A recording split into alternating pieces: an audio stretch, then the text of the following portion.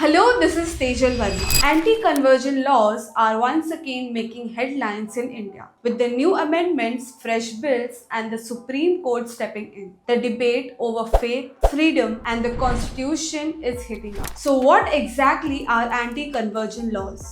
These are state-level rules designed to regulate religious conversion. They ban conversions carried out through force, fraud and allurement or marriages. While Indian Constitution under Article 25 guarantees the right to profess, practice and even propagate religion, these laws claim they are meant to stop coercive or deceptive conversions. Let's look at what's happening right now. In Uttar Pradesh, punishments have been made stricter in some cases, up to life imprisonment, and bail provisions have been tightened. Rajasthan has passed a brand new bill in 2025, making a prior approval from district magistrates compulsory before convergence. Violations, they are now a non-bailable offense. And at the national level, the Supreme Court has asked 9 states to respond to petition challenging the constitutionality of this law. So what do these laws actually say? Some key features are prior permission needed for conversion in several states, third-party complaint allowed, meaning someone can raise an objection, stricter punishments if the conversion involves women, minor, scheduled caste, scheduled tribes, or persons with disabilities, and finally a special focus on interfaith marriages, with states criminalizing conversion linked to marriages.